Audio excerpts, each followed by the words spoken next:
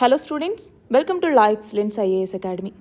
October 2వ తేదీకి సంబంధించి మన హిందూ పేపర్లో ఏమేమి ఇంపార్టెంట్ ఆర్టికల్స్ ఉన్నాయి, వాటిని ఏ సబ్జెక్ట్లో ఎలా చదువుకుంటాం, వాటి నుంచి ఎలాంటి క్వశ్చన్స్ అడగచ్చు అన్నటువంటిది ఇవాళ చూద్దాం. ముందుగా ఇవాళ అక్టోబర్ 2వ తేదీ మనందరికీ తెలుసు గాంధీ జయంతి, మన జాతిపిత అయినటువంటి గాంధీ జయంతి. మరి గాంధీ జయంతితో పాటు లాల్ బహదూర్ శాస్త్రి గారి జయంతి కూడా. ఈయన మన భారత మాజీ ప్రధానమంత్రి. మరి లాల్ బహదూర్ శాస్త్రి అనగానే మనకు గుర్తొచ్చే స్లోగన్ ఏంటి? జై జవాన్ జై కిసాన్ అన్నటువంటిది. జై జవాన్ జై కిసాన్ అన్నటువంటి నినాదం ఇచ్చింది ఎవరు? లాల్ బహదూర్ శాస్త్రి. మరి గాంధీ అనగానే స్లోగన్ ఏం గుర్తొస్తుంది మనకి? Do or die, do or die అన్నటువంటి స్లోగన్. అందులో ఒకరేమో మనకి ఇండిపెండెన్స్ రావటానికి ఎంతో కీలక పాత్ర పోషించిన వ్యక్తి అయితే, రెండవ వ్యక్తి మన ఇండిపెండెన్స్ వచ్చిన తర్వాత కీలక పాత్ర పోషించారు. అయితే అక్టోబర్ 2ని మనం ఇంటర్నేషనల్ డే ఫర్ నాన్ వైలెన్స్గా జరుపుకుంటాం. International day for non violence ఎప్పటి నుంచి జరుపుకుంటున్నాము? 2007వ సంవత్సరంలో United nations general assembly October 2ని ఇంటర్నేషనల్ డే ఫర్ నాన్ వైలెన్స్గా ప్రకటించింది. అంతేకాదు అక్టోబర్ 2ని పురస్కరించుకొని 2014వ సంవత్సరంలో మన భారత ప్రభుత్వం ఒక ఇనిషియేటివ్ని తీసుకొచ్చింది. అదే ఏంటి? స్వచ్ఛ భారత్ అభియాన్ అన్నటువంటిది. మరి ఈ స్వచ్ఛ భారత్ అభియాన్కి 10 ఏళ్ళు ఇప్పుడు. ఆ నేపథ్యంలో కూడా మనల్ని క్వశ్చన్ అడిగే ఛాన్స్ ఉంది. ఇవాల్టి మన ఫస్ట్ ఆర్టికల్ చూడండి. ఇరాన్ ఇజ్రాయెల్ మీద మిసైల్స్ని ఫైర్ చేసింది అన్నటువంటి నేపథ్యంలో. సో ఇంటర్నేషనల్ రిలేషన్స్కి సంబంధించి ఈ ఆర్టికల్ని మనం చదువుకుంటాం. ఇరాన్ ఏం చేసింది? బాలిస్టిక్ మిసైల్స్ని ఇజ్రాయెల్ మీద ప్రయోగించింది. రీజన్ ఏం చెప్పింది అంటే, లెబనాన్లో ఉన్నటువంటి హెజ్బొల్లా గ్రూప్ మీద ఇజ్రాయెల్ దాడి చేసింది. అవునా? అంతేకాదు హెజ్బొల్లాకి సంబంధించినటువంటి అధినేతను కూడా హతమార్చింది. మరి దానికి రిటాలియేషన్గా ఇప్పుడు ఇరాన్ అన్నటువంటిది ఇజ్రాయెల్ మీద ఈ దాడులు చేసింది. మరి దీనివల్ల అక్కడ రీజనల్గా వార్ అన్నటువంటిది స్టార్ట్ అయ్యే సూచనలు మనకి బాగా కనపడుతూ ఉన్నాయి. సో ఇక్కడ లెబనాన్లో ఉన్నటువంటి హెజ్బొల్లా మీద దాడి చేసి హతమారుస్తే ఇరాన్ ఎందుకు ఇజ్రాయెల్ మీద రిటాలియేషన్ చేసింది అంటే, హెజ్బొల్లా గ్రూప్కి ఇరాన్ సపోర్ట్ అన్నటువంటిది ఉంది కాబట్టి. అయితే ఇక్కడ ఈ దాడి ఏదైతే జరిగిందో ఈ మిసైల్స్లో, అందులో ఇరాన్ అన్నటువంటిది ఇజ్రాయెల్ మీదకి హైపర్సోనిక్ ఫతా మిసైల్స్ని కూడా లాంచ్ చేయటం జరిగింది. సో ఈ నేపథ్యంలో ఏంటి ఈ మిసైల్స్, ఇవి ఎందుకు ఇప్పుడు వార్తల్లో నిలిచాయి? ఫస్ట్ ఆఫ్ ఆల్ అసలు హైపర్సోనిక్ అంటే ఏంటి అంటే, స్పీడ్ ఆఫ్ ద సౌండ్ యొక్క స్పీడ్ని కొలిచేటటువంటిది ఏంటి? మ్యాక్ అనేసి పిలుస్తూ ఉంటాం. అయితే ఈ స్పీడ్ ఆఫ్ ద సౌండ్ కన్నా 5 రెట్లు ఎక్కువగా స్పీడ్లో వెళ్తే దాన్ని మనం హైపర్సోనిక్ అనేసి పిలుస్తూ ఉంటాం. అంటే సౌండ్ కన్నా ఇంకా వేగంగా వెళ్తే హైపర్సోనిక్ అంటాం. అదే సౌండ్తో సమానంగా వెళ్తే సోనిక్ అంటాం. అలాగే సౌండ్ యొక్క స్పీడ్ కన్నా ఇంకా తక్కువగా వెళ్తే వాటిని సబ్ సోనిక్ అనేసి మనం పిలుస్తూ ఉంటాం. సో ఇప్పుడు ఈ నేపథ్యంలో వెస్ట్ ఏషియా మొత్తం ఇప్పుడు చూస్తే ఒక రకమైనటువంటి రీజనల్ వార్ అన్నటువంటిది ఆ సినారియో అక్కడ కనపడుతుందా? సో ఆ నేపథ్యంలో మనం వెస్ట్ ఏషియా యొక్క మ్యాప్ అన్నటువంటిది క్లియర్గా చూసుకోవాలి. సో జాగ్రఫీకి సంబంధించి అక్కడ ఉన్నటువంటి లొకేషన్స్ అడిగేటటువంటి ఛాన్స్ కూడా ఉంది మనకి ఎగ్జామ్లో. నెక్స్ట్ ఆర్టికల్ చూడండి. జమ్మూ అండ్ కాశ్మీర్ ఎలక్షన్స్కి సంబంధించి సో మనం ఏ సబ్జెక్ట్ కింద చదువుకుంటాం? పాలిటీ కింద మనం దీన్ని చదువుకుంటాం. సో ఏమైంది జమ్మూ అండ్ కాశ్మీర్లో? 2019వ సంవత్సరంలో ప్రెసిడెన్షియల్ ఆర్డర్ ద్వారా అక్కడ ఆర్టికల్ 370 ఏదైతే ఉందో, అంటే స్పెషల్ స్టేటస్ని జమ్మూ కాశ్మీర్కి ఇచ్చినటువంటి ఆర్టికల్ 370ని అబ్రోగేట్ చేయటం జరిగింది. దాని తర్వాత దీని రిలేటెడ్ చట్టాన్ని కూడా తీసుకొచ్చారు. ఎప్పుడు? 2019లోనే. ఏంటి అది? Jammu and Kashmir reorganisation act అనేసి తీసుకురావటం జరిగింది. సో దీని ప్రకారం ఏం చేశారు? జమ్మూ అండ్ కాశ్మీర్ని ఎలా రీఆర్గనైజ్ చేశారు? అప్పటిదాకా స్టేట్హుడ్ని కలిగి ఉన్నటువంటి జమ్మూ అండ్ కాశ్మీర్ దాని తర్వాత 2 యూనియన్ టెరిటరీస్గా మారిపోయింది. అందులో ఒకటి వచ్చేసరికి లదాఖ్ యూనియన్ టెరిటరీ, రెండవది వచ్చేసరికి Jammu and Kashmir union territory. Ladakh వచ్చేసరికి మనకి ఎలాంటి లెజిస్లేటివ్ అసెంబ్లీ అన్నటువంటిది లేదు. సో ఇక్కడ ఎవరైతే అడ్మినిస్ట్రేటర్ ఉంటారో అంటే లెఫ్టినెంట్ గవర్నర్ ఉంటారో వాళ్ళు ఇక్కడ పరిపాలనని చేస్తారు. రెండవది జమ్మూ అండ్ కాశ్మీర్. జమ్మూ అండ్ కాశ్మీర్కి లెజిస్లేటివ్ అసెంబ్లీని ఇవ్వటం జరిగింది. సో ఇలా యూనియన్ టెరిటరీకి లెజిస్లేటివ్ అసెంబ్లీ అన్నటువంటిది ఏర్పాటు చేయొచ్చా అంటే చేయవచ్చు. మనకి ఈ జమ్మూ అండ్ కాశ్మీర్కి లెజిస్లేటివ్ అసెంబ్లీ ఇవ్వటం ద్వారా మన దేశంలో 3 యూనియన్ టెరిటరీస్కి లెజిస్లేటివ్ అసెంబ్లీ ఇచ్చినట్టయింది. ఏంటి ఆ 3 యూనియన్ టెరిటరీస్? ఒకటి వచ్చేసరికి ఢిల్లీ, రెండవది వచ్చేసరికి పుదుచ్చేరి, మూడవది వచ్చేసరికి జమ్మూ అండ్ కాశ్మీర్. సో ఈ మూడింటికి ఇప్పుడు లెజిస్లేటివ్ అసెంబ్లీ అన్నటువంటిది ఉంది.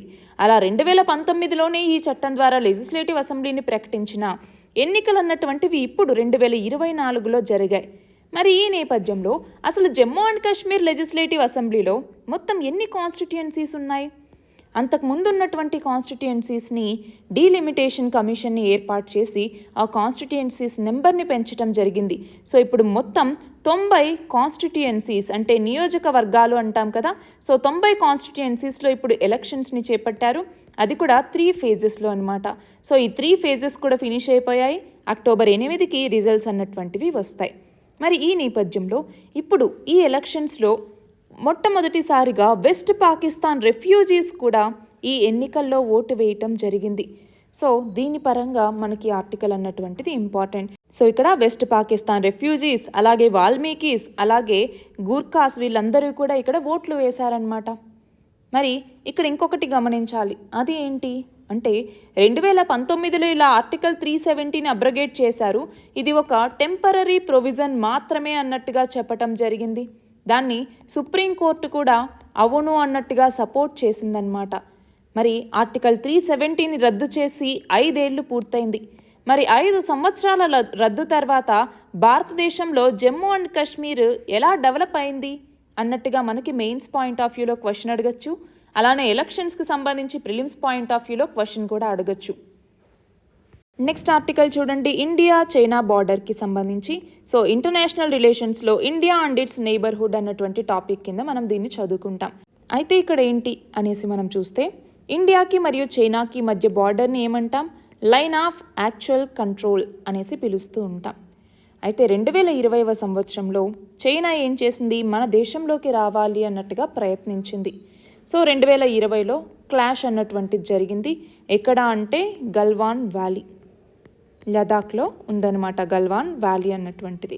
సో ఆ టైంలో చైనా యొక్క పీపుల్స్ లిబరేషన్ ఆర్మీ అన్నటువంటిది ఉంటుంది కదా, అది లైన్ ఆఫ్ యాక్చువల్ కంట్రోల్ని దాటి ఇటువైపుకి వచ్చింది. దాంతో కాన్ఫ్లిక్ట్ అన్నటువంటిది వచ్చింది. అయితే దాని తర్వాత 2 దేశాలు కూడా మీ ఫోర్సెస్ని వెనక్కి తీసుకొని మనం మాట్లాడుకుందాం అన్నట్టుగా పలు దఫాలుగా చర్చలు జరుగుతూనే ఉన్నాయి. కానీ ఇన్ని సంవత్సరాలైనా కూడా ఇప్పటికీ మనం చూస్తే ఇటు డిప్లొమాటిక్గాను మీటింగ్స్ అన్నటువంటివి జరిగాయి, ఇటు పొలిటికల్గాను మీటింగ్స్ అన్నటువంటివి జరిగాయి, అలాగే మిలిటరీ డిస్కషన్స్ అన్నటువంటివి జరిగాయి. సో ఇన్ని జరిగినా కూడా ఈ కాన్ఫ్లిక్ట్ అన్నటువంటిది ఇంకా రిజాల్వ్ అవ్వలేదు. సో చెప్పాలి అంటే స్టేబుల్గా ఉంది కానీ నార్మల్ అయితే అవ్వలేదు అన్నట్టుగా ఇక్కడ ఆర్మీ చీఫ్ చెప్తూ ఉన్నారు. మరి ఈ నేపథ్యంలో ఈస్టర్న్ లదాఖ్లో ఉన్నటువంటి ఈ ప్లేస్లో కొన్ని లొకేషన్స్ మనకి గుర్తుండాలి. సో ఇక్కడ చూడండి, ఈ చిన్న స్కై బ్లూ కలర్ లైన్ ఏదైతే ఉందో ఇదంతా కూడా లైన్ ఆఫ్ యాక్చువల్ కంట్రోల్ అనమాట. సో ఈ లైన్ ఆఫ్ యాక్చువల్ కంట్రోల్ పరంగా ఇటు అక్సై చిన్ వచ్చేసరికి చైనా తనది అనేసి అంటుంది, కానీ ఇది మన కాశ్మీర్లోని భాగం అనమాట. అయితే ఇక్కడ చూడండి, గల్వాన్ వ్యాలీ అన్నటువంటిది ఇక్కడ మొదలైంది. ఇక్కడ దెస్పాంగ్ కావచ్చు, దెమ్చోక్ అన్నటువంటి ప్రాంతాలు, హాట్ స్ప్రింగ్ ప్రాంతం, ప్యాంగాంగ్సో లేక్ కావచ్చు, ఇక్కడంతా కూడా మనం చూసుకుంటే మనకి కాన్ఫ్లిక్ట్స్ అన్నటువంటివి ఉన్నాయి. అది కాకుండా ఇటువైపు ఇంకా నేపాల్ ఈ సైడ్ కనుక చూసుకుంటే భూటాన్లోని డోక్లాం అన్నటువంటి ప్లేస్కి ఈ పైన ఉన్న నాక్కులా అన్నటువంటి ప్లేస్లో అక్కడ కూడా డిస్ప్యూట్స్ అన్నటువంటివి ఉన్నాయి మనకి.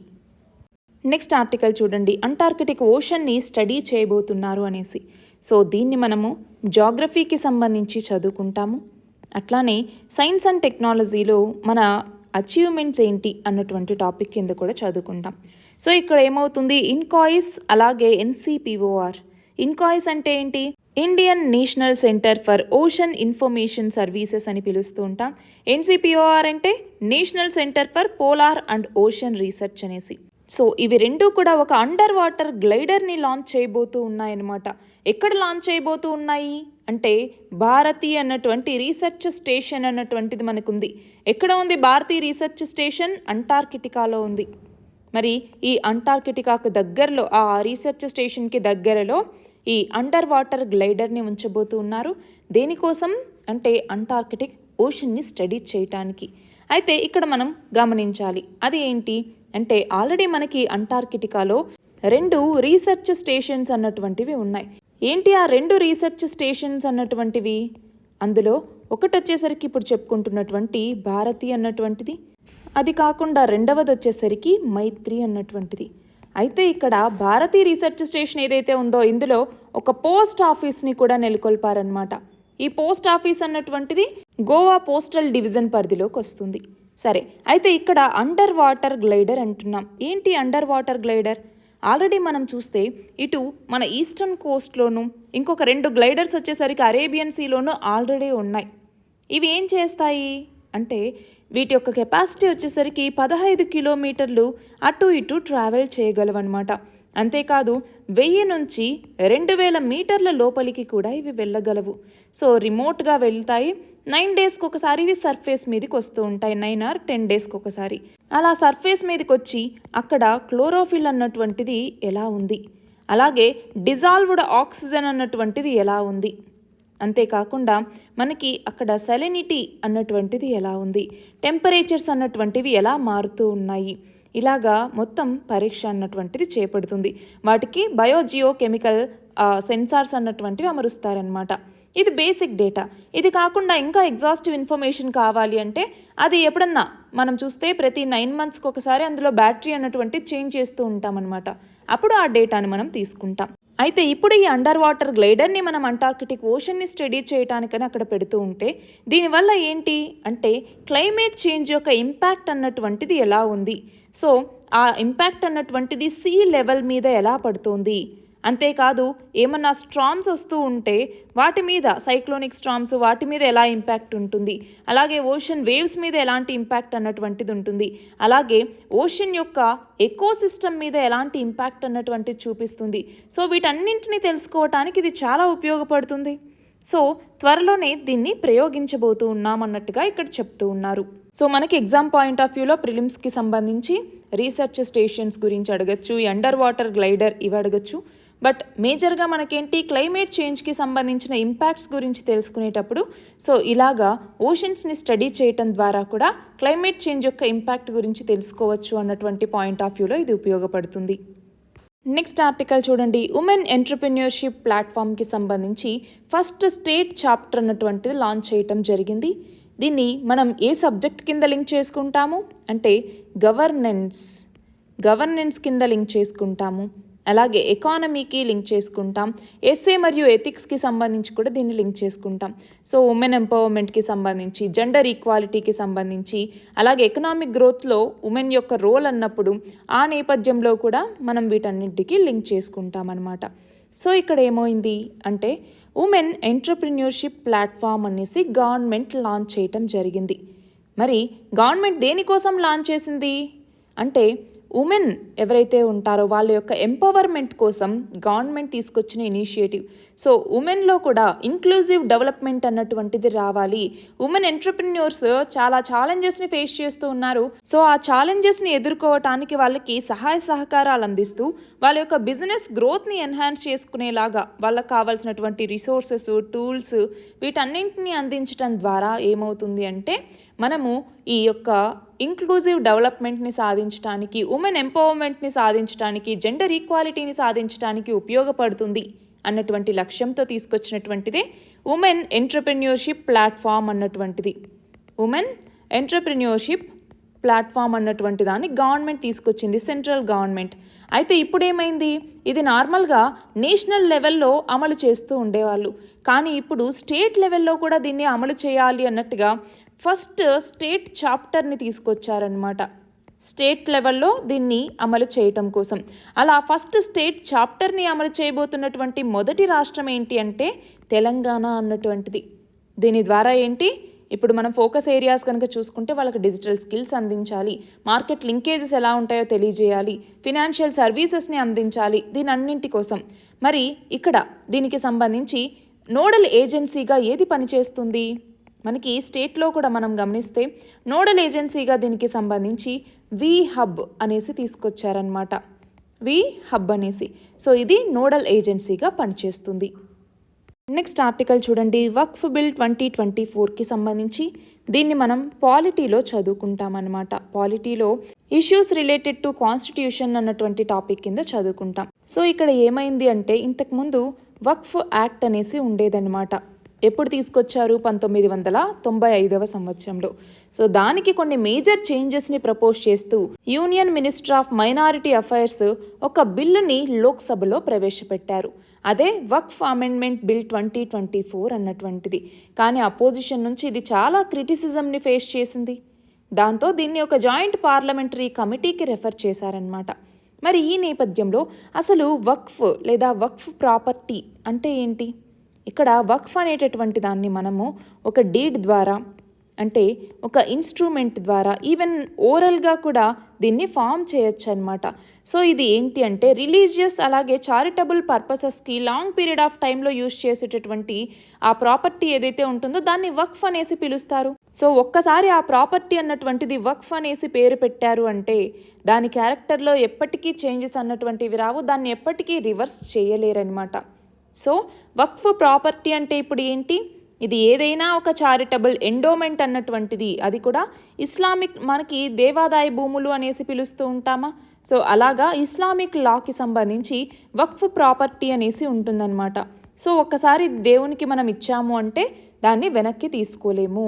సో ఈ వక్ఫ్ ప్రాపర్టీకి సంబంధించి వీటిని మళ్ళీ స్పెసిఫిక్ పర్పసెస్కే వాడాలి. ఫర్ ఎగ్జాంపుల్ రిలీజియస్, చారిటబుల్, అలాగే కొన్నిసార్లు ప్రైవేట్ పర్పసెస్కి కూడా వాడుతూ ఉంటారు.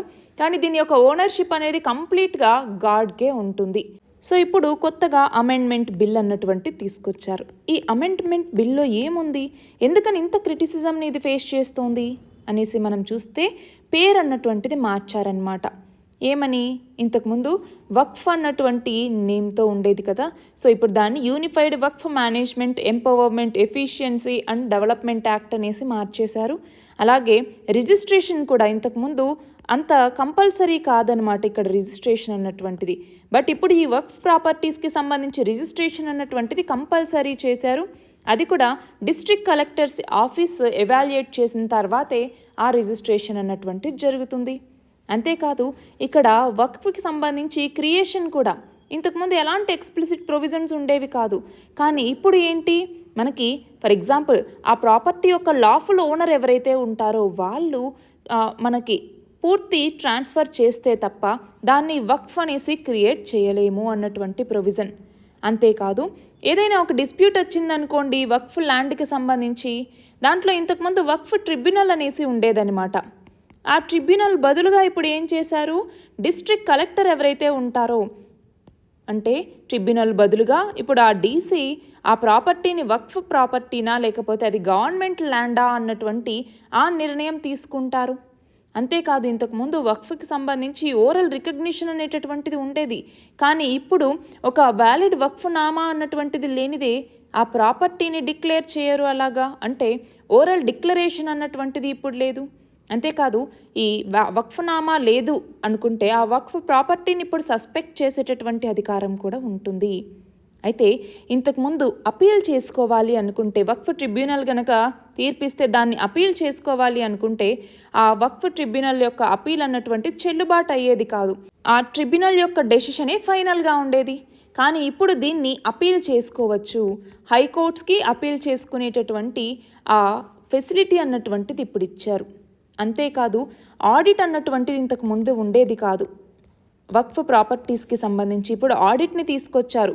Controller and auditor general of India CAG ఇప్పుడు ఆడిట్ని చేపట్టచ్చు. అంతేకాదు ఇక్కడ మేజర్ క్రిటిసిజం ఏంటి అంటే ఇక్కడ వక్ఫ్ బోర్డుకి సంబంధించి ఈ బోర్డ్స్లో ఇంతకుముందు ఉమెన్ని కానీ నాన్ ముస్లిం మెంబర్స్ని కానీ అలో చేసేవాళ్ళు కాదు. కానీ ఇప్పుడు నాన్ ముస్లిం CEO ఉంటారు, అలాగే 2 మహిళలు కూడా ఈ బోర్డులో సభ్యులుగా ఉంటారు అన్నట్టుగా ఇలా వివిధ ప్రొవిజన్స్ని ఈ అమెండ్మెంట్ బిల్ అన్నటువంటిది తీసుకొచ్చింది. దాంతో ఏమైంది, అపోజిషన్ అన్నటువంటిది చాలా ఎదురైంది. మరి ఈ నేపథ్యంలో ఈ బిల్ని రివ్యూ చేయాల్సినటువంటి అవసరం ఎంతైనా ఉంది అన్నట్టుగా ఇక్కడ చెప్తున్నారనమాట. ఇక్కడ చూడండి, జపాన్ పిఎం చేసినటువంటి వ్యాఖ్యలకి మన ఇండియా ఎలా రెస్పాన్స్ ఇచ్చింది అన్నటువంటి దానికి సంబంధించి. సో దీన్ని కూడా మనం ఇంటర్నేషనల్ రిలేషన్స్ టాపిక్ కింద చదువుకుంటాం. సో ఇక్కడ ఏమైంది, జపాన్కి కొత్త ప్రైమ్ మినిస్టర్ రావటం జరిగింది. 102వ ప్రైమ్ మినిస్టర్. ఎవరు ఆయన? షిగేరు ఇషిబా అన్నటువంటి కొత్త పర్సన్ వచ్చారనమాట. షిగేరు ఇషిబా. సో ఈయన నిన్నటి రోజున అంటే 1వ తేదీన బాధ్యతల్ని చేపట్టారు. అలా బాధ్యతలు చేపట్టిన తర్వాత ఈయన ఏమన్నారు అంటే, మనకి క్వాడ్ అన్నటువంటిది ఒకటి ఉంది. సో క్వాడ్రిలేటరల్ సెక్యూరిటీ డైలాగ్ అనేసి పిలుస్తూ ఉంటాం. క్వాడ్లో ఎన్ని దేశాలు ఉన్నాయి? 4 దేశాలు ఉన్నాయి. ఏమేమిటవి? ఇండియా ఉంది, యుఎస్ఏ అన్నటువంటిది, అలాగే జపాన్, అలాగే ఆస్ట్రేలియా. ఈ 4 దేశాలు కూడా ఇందులో మెంబర్స్గా ఉన్నాయి. అవునా? అయితే ఇందులో ఇప్పుడు జపాన్ ప్రైమ్ మినిస్టర్ ఏమంటూ ఉన్నారు, ఈ క్వాడ్ ఏదైతే ఉందో దీన్ని ఈవెన్చువల్గా ఈ క్వాడ్లో ఉన్నటువంటి అలయన్స్ కంట్రీస్ ఏవైతే ఉన్నాయో వాటిని ఈవెన్చువల్గా ఒక ఏషియన్ నేటో లాగా తీసుకురాబోతూ ఉన్నాము. ఏషియన్ నేటో లాంటి స్ట్రక్చర్ని ఫామ్ చేస్తాము అన్నట్టుగా చెప్పారు. అయితే ఈ వ్యూకి మన భారతదేశం అపోజ్ చేయటం జరిగింది. మేము దీనికి ఒప్పుకోము అన్నట్టుగా. మరి ఎందుకని భారతదేశం ఇలా అంటోంది? మనం చూస్తే ఇప్పటిదాకా అసలు నేటో అన్నటువంటిది ఏంటండి? నార్త్ అట్లాంటిక్ ట్రీటీ అలయన్స్ అన్నటువంటిది. ఇది ఒక ఇంటర్ గవర్నమెంటల్ మిలిటరీ అలయన్స్. మనం ఎప్పుడైనా నార్మల్ స్ట్రాటజిక్ అలయన్సెస్కి వెళ్తాం, కానీ మిలిటరీ అలయన్స్కి ఎప్పుడూ కూడా మనం వెళ్ళము. ఆ నేపథ్యంలోనే ఇప్పుడు ఇలా ఏషియన్ నేటోని ఫామ్ చేస్తాము అంటే మనం ఒప్పుకోవట్లేదన్నమాట. మరి ఈ నేపథ్యంలో నార్త్ అట్లాంటిక్ ట్రీటీ అలయన్స్ అన్నటువంటిది మనం చూస్తే 1949వ సంవత్సరంలో దీనికి సైన్ చేయటం జరిగింది. అప్పట్లో యుఎస్ఏ, కెనడా, అలాగే కొన్ని వెస్ట్ యూరోపియన్ నేషన్స్ ఇవన్నీ కూడా ఇందులో భాగస్వామ్యాన్ని కలిగి ఉన్నాయి. అయితే ఇక్కడ మనం చూస్తే ఒరిజినల్గా 12 దేశాలతో మొదలైంది. దాని తర్వాత అది ఇప్పుడు మొత్తం ఎన్ని దేశాలకు చేరింది? 32 దేశాలకు చేరింది. ఆ లాస్ట్ చేరినటువంటి 2 దేశాలేంటి? ఒకటి ఫిన్లాండ్ అన్నటువంటిది, రెండవది స్వీడన్. ఈ 2 దేశాలు కూడా నేటోలో చేరాయి. దాంతో మొత్తం 32 దేశాలకి ఇది పెరిగిందనమాట. సో అలాంటి ఒక మిలిటరీ అలయన్స్ని తీసుకొస్తాము అంటే మేము ఒప్పుకోము అన్నట్టుగా మన భారతదేశం చెప్తోంది. మన నెక్స్ట్ ఆర్టికల్ చూడండి, జిఐ ట్యాగ్ గురించి. సో దీన్ని మనం ఏ సబ్జెక్ట్ కింద లింక్ చేసుకుంటాం? సైన్స్ అండ్ టెక్నాలజీలో ఇంటలెక్చువల్ ప్రాపర్టీ రైట్స్, ఐపీఆర్ అన్నటువంటి కాన్సెప్ట్ ఉంది. సో ఈ ఐపీఆర్ కింద మనం దీన్ని చదువుకుంటాం. అసలు ఏంటి ఇంటలెక్చువల్ ప్రాపర్టీ రైట్స్ అంటే మన యొక్క మేధో సంపత్తి హక్కులు అంటాం. అంటే మన యొక్క మేధస్సుని గుర్తించి దాన్ని పక్కన వాళ్ళు ఎక్స్ప్లాయిట్ చేయకుండా ఉండటం కోసం మన హ్యూమన్ మైండ్ యొక్క ఒరిజినల్ వర్క్ని గుర్తిస్తూ ఇచ్చేటటువంటి హక్కుల్ని ఇంటలెక్చువల్ ప్రాపర్టీ రైట్స్ అనేసి పిలుస్తాము. మరి దేనికోసం తీసుకొస్తారు ఇంటలెక్చువల్ ప్రాపర్టీ రైట్స్ అన్నటువంటివి? అంటే దీని యొక్క ఆబ్జెక్టివ్స్ ఏంటి అంటే, ఒకటి, ఎవరైతే తమ మేధస్సును ఉపయోగించి కొత్త కొత్త ఆవిష్కరణలు చేస్తారో వాళ్ళకి ఫినాన్షియల్గా హెల్ప్ చేయటం. అంటే ఫినాన్షియల్గా వాళ్ళు ప్రాఫిట్ పొందేలాగా, పాపులారిటీ పొందేలాగా వాళ్ళ యొక్క ఇన్వెన్షన్స్ నుంచి చూసుకోవటం. అలాగే రెండవది వచ్చేసరికి క్రియేటివిటీ అలాగే ఇన్నోవేషన్ వీటికి కొంత ప్రాముఖ్యతని కలిగించటానికి, అంతేకాదు మన యొక్క ట్రెడిషనల్ నాలెడ్జ్ ఏదైతే ఉంటుందో ఆ ట్రెడిషనల్ నాలెడ్జ్ని మరింతగా ప్రొటెక్ట్ చేయడానికి మరియు ఫ్యూచర్ జనరేషన్స్కి అందించడానికి కూడా ఈ ఐపీఆర్ అన్నటువంటి ఉపయోగపడతాయి. మరి ఇందులోకి వచ్చేసరికి డిఫరెంట్ టైప్స్ ఉంటాయి. ఫర్ ఎగ్జాంపుల్ ట్రేడ్ మార్క్స్ అనేసి ఉంటాయి, అలాగే జాగ్రఫికల్ ఇండికేషన్స్ అంటాం ఇప్పుడు ఉన్నటువంటి జిఐ అన్నటువంటిది, అలాగే ఇండస్ట్రియల్ డిజైన్స్ అనేసి ఉంటాయి, అలాగే ట్రేడ్ సీక్రెట్స్ అనేసి అలాగే కాపీ రైట్స్ అనేసి ఉంటాయి. సో ఇవన్నీ కూడా దీనికి సంబంధించినటువంటివే. మరి ఈ నేపథ్యంలో అసలు ఇక్కడ జిఐ ట్యాగ్ అంటున్నాం, జాగ్రఫికల్ ఇండికేషన్ ట్యాగ్ అన్నటువంటిది. ఏంటి జాగ్రఫికల్ ఇండికేషన్ ట్యాగ్ అంటే? ఒక ప్రాంతంలో అంటే ఒక పర్టికులర్ లొకేషన్లో ఒక రెప్యుటేషన్ కలిగినటువంటి హై క్వాలిటీ ఉన్నటువంటి క్యారెక్టరిస్టిక్స్ కనుక ఏదైనా గూడ్స్కి ఉంటే వాటికి జాగ్రఫికల్ ఇండికేషన్ ట్యాగ్ అన్నటువంటిది ఇవ్వటం జరుగుతుంది. అలాగ మన భారతదేశంలో ఇప్పటిదాకా ఎన్నో వాటికి జాగ్రఫికల్ ఇండికేషన్ ట్యాగ్స్ అన్నటువంటివి వచ్చాయి. మనం నిన్న కూడా చూసాం, తిరుమల లడ్డూకి జాగ్రఫికల్ ఇండికేషన్ ట్యాగ్ 2009లో ఇచ్చారు అనేసి. అలా ఇప్పుడు చూస్తే అస్సాంకి సంబంధించినటువంటి ట్రైబల్ పీపుల్ ఏవైతే ప్రొడక్ట్స్ని ఉత్పత్తి చేస్తారో వాటికి దాదాపు 8 ఐటమ్స్కి జాగ్రఫికల్ ఇండికేషన్ ట్యాగ్ని ఇచ్చారు. మరి ఈ 8 ఐటమ్స్ ఏంటి అన్నటువంటి చూద్దామా? చూడండి, అందులో ఒకటి వచ్చేసరికి మనకి అక్కడ రైస్ బీర్ని ఎక్కువగా యూజ్ చేస్తూ ఉంటారు. ట్రెడిషనల్గా రైస్ బీర్ని ప్రతి ఈవెంట్లోనూ వీళ్ళు వాడుతూ ఉంటారనమాట. అలాంటి ఈ రైస్ బీర్లో ఉన్నటువంటి 3 రకాలకి జిఐ ట్యాగ్ ఇచ్చారు. అందులో ఫస్ట్ వెరైటీ చూడండి, బోడో జోగ్వరన్ అన్నటువంటిది. ఇందులోకి వచ్చేసరికి హయ్యెస్ట్ పర్సంటేజ్ ఆఫ్ ఆల్కహాల్ ఉంటుందన్నమాట మిగతా బీర్స్తో కంపేర్ చేస్తే. రెండవది వచ్చేసరికి మైబ్రా జో బిద్వి అన్నటువంటి దీనికి వచ్చిందనమాట. మూడవది వచ్చేసరికి బోడో జౌ గిషి అన్నటువంటిది. ఇది కూడా, ఈ 3 కూడా రైస్ బేస్డ్ ఆల్కహాలిక్ బెవరేజెస్. ఇవి కాకుండా మనం చూస్తే అక్కడ ఫర్మెంటెడ్ ఫిష్ నుంచి ప్రిపేర్ చేసే ఒక డిష్కి కూడా జిఐ ట్యాగ్ వచ్చింది. దాని పేరే బోడో నఫమ్ అన్నటువంటి ఈ పదార్థం. అలాగే బోడో ఆండ్లా అన్నటువంటి ఒక రైస్ పౌడర్, అంటే కర్రీ ఫ్లేవర్ అనమాట. ఇది గార్లిక్, జింజర్, సాల్ట్ వీటితో కలిసి తయారు చేసినటువంటి ఒక రైస్ పౌడర్కి కూడా జిఐ ట్యాగ్ అన్నటువంటిది వచ్చింది. అంతేకాకుండా బోడో గ్వకా అన్నటువంటి దీనికి జిఐ ట్యాగ్ అన్నటువంటిది వచ్చింది. అలాగే బోడో నర్జీ అన్నటువంటి ఒక సెమీ ఫెర్మెంటెడ్ జూట్ లీవ్స్తో తయారు చేసేటటువంటి ఫుడ్కి కూడా జిఐ ట్యాగ్ అన్నటువంటిది వచ్చింది. ఇది కాకుండా బోడో అరోనయి అన్నటువంటి ఒక చిన్న బ్యూటిఫుల్ క్లాత్కి కూడా జిఐ ట్యాగ్ అన్నటువంటిది వచ్చిందనమాట. సో ఈ 8 ప్రోడక్ట్స్కి కూడా జిఐ ట్యాగ్ అన్నటువంటిది వచ్చింది. మరి మీరు చెప్పండి, జిఐ ట్యాగ్ యొక్క వ్యాలిడిటీ అన్నటువంటిది ఎంతకాలం ఉంటుంది?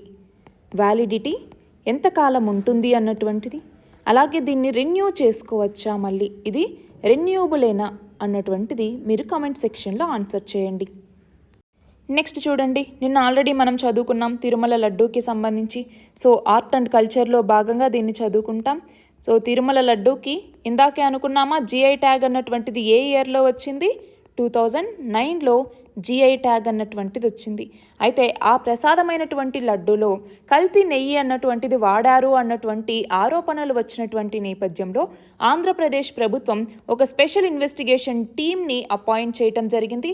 సో ఈ స్పెషల్ ఇన్వెస్టిగేషన్ టీం అన్నటువంటి దీనికి సంబంధించి విచారణ చేస్తూ ఉండగానే అక్కడ ముఖ్యమంత్రి మీడియాకి ఇలా జరిగింది అనేసి అనౌన్స్ చేయటం, ఈ కేసు అన్నటువంటి సుప్రీంకోర్టు దాకా వెళ్ళటం, సుప్రీంకోర్టు ఆంధ్రప్రదేశ్ ప్రభుత్వాన్ని ఇలా చేసి ఉండాల్సింది కాదు, అట్లీస్ట్ దేవుళ్ళనైనా కూడా పాలిటిక్స్కి దూరంగా ఉంచాల్సింది అనేసి చెప్పటం, అలాగే కేంద్రాన్ని స్వతంత్ర విచారణ అన్నటువంటి దీని మీద చేయాలా వద్దా మీరు చెప్పండి అన్నట్టుగా అడ్వైజ్ అడగటం, ఇవన్నీ కూడా మనం నిన్న చూసాం, అవునా?